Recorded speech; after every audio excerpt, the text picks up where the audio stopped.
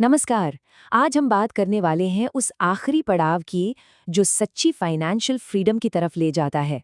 जी हाँ, वो सफ़र जिसमें सबसे बड़े कर्ज यानी मॉर्गेज से पूरी तरह आज़ादी मिलती है। हमारा मकसद सिर्फ कर्ज को मैनेज करना नहीं है, बल्कि उसे जड़ से उखाड़ फेंकना है। क्योंकि असली फाइनेंशियल आज़ादी का मज़ा तो तभी है जब जिम्मेदारियों का कोई बोझ ही ना हो। जरा एक पल के लिए सोचिए, क्या हो अगर हर महीने जाने वाला वो सबसे बड़ा बिल, घर की किश्त, अचानक से हमेशा के लिए गायब हो जाए। जिंदगी कितनी अलग होगी, है ना? बस आज हम इसी कमाल की संभावना के बारे में बात करने वाले हैं। तो इस पूरे सफर में वो आखिरी दीवार कौन सी है? वो एक चीज जो पूरी आजादी के बीच खड़ी है। चलिए उसे पहचानते हैं। देखिए, अब तक का सफर शानदार रहा है। एक इमरजेंसी फंड तैयार है और credit card, personal loan, car loan जैसे सारे छोटे-मोटे कर्ज सब खत्म। फाइनेंशियल फ्रीडम के लिए एक बहुत मजबूत बेस तैयार हो चुका है। और अब सामने है वो आखिरी चुनौती, घर का मॉर्टगेज। हाँ, ये शायद सबसे बड़ा कर्ज है, लेकिन है तो ये भी बस एक कर्ज ही जिसे खत्म किया जा सकता है। अच्छा, अब एक सवाल उठता है, जब ब्याज दरें इतनी कम हैं, तो इसे जल्दी चुकाने की इतनी भी क्या जल्दी है? आइए इस स्ट्रैटेजी के पीछे के क्यों को समझते हैं, जो सिर्फ हिसाब किताब से कहीं बढ़कर है। देखिए, मॉर्टगेज को लेकर ना दो तरह की सोच है। एक तरफ है वो पारंपरिक सलाह जो कहती है, अरे ये तो अच्छा कर्ज है, ब्याज दर कम है, बाकी पैसा इन्वेस्ट करो।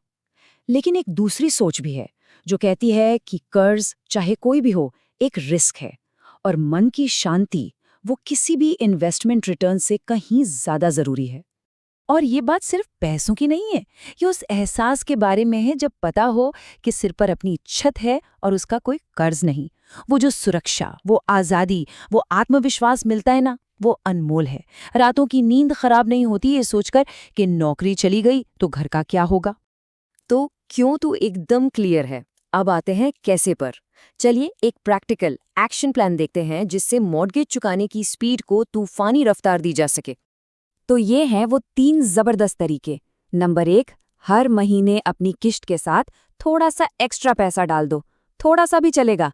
नंबर 2, साल में कोई बोनस मिला, कोई इंक्रीमेंट, सीधा उसे लोन में झोंक दो। और नंबर 3, टैक्स रिफंड आया, अरे वाह, उसे भी सीधा लोन के प्रिंसिपल अमाउंट पर मारो, बस। और इन तरीकों का असर जबरदस्त। एक 30 साल का लंबा मॉर्गेज अक्सर 15 साल या उससे भी कम में निपट सकता है। सोचिए, आधा टाइम। ये कोई सपना नहीं, ये सिंपल मैथ है। एक बात याद रखिए, छोटे छोटे लेकिन लगातार किए गए एक्स्ट्रा पेमेंट मिलकर एक बहुत बड़ा फर्क पैदा करते हैं। हर एक एक्स्ट्रा रुपया सीधा प्रिंसिपल को कम करता है, जिससे आगे चलकर हजारों लाखों रुपए का ब्याज बचता है। हाँ, ये लक्ष्य हासिल करने में वक्त तो लगता है। ये एक मैराथन है, कोई 100 मीटर की दौड़ नहीं। इसलिए इस पूरे रास्ते में फाइनेंशियल बैलेंस और अनुशासन बनाए रखना सबसे जरूरी है। और यहाँ बैलेंस का मतलब समझना बहुत जरूरी है। मॉर्गेज पर तेजी से अटैक करने का ये मतलब बिल्कुल नहीं है कि भविष्य के लिए बचत करना बंद कर दें। नहीं, रिटायरमेंट और बच्चों की पढ़ाई जैसे जरूरी लक्ष्यों में इन्वेस्टमेंट जारी रखते हुए मॉर्गेज पर एक्स्ट्रा पेमेंट करना है। एक और बहुत जरूरी बात, जैसे जैसे इनकम बढ़ती है ना, बड़े घर में जाने का लालच भी बढ़ता है। इसे लाइफस्टाइल क्रीप कहते हैं। लेकिन इससे फिर से कर्ज का पहिया घूम जाता है। आज़ादी की रफ्तार बढ़ानी है तो अपने घर के खर्चों को कंट्रोल में रखना होगा। अब उस पल को महसूस कीजिए जब वो आखिरी पेमेंट हो चुकी है। कैसी दिखती है वो मंजिल, कैसा होता है उस फाइनेंशियल और पर्सनल आज़ादी का एहसास।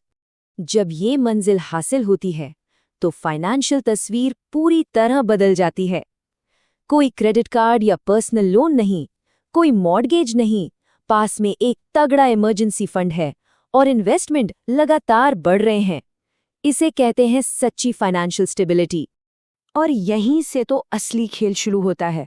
जैसे ही मॉर्गेज का पेमेंट खत्म होता है, हर महीने एक बहुत बड़ी रकम हाथ में आने लगती है। ये पैसा अब बैंक के लिए नहीं, बल्कि अपने सपनों के लिए काम करेगा। इस फ्री कैश फ्लो का मतलब क्या है? इसका मतलब है चॉइस।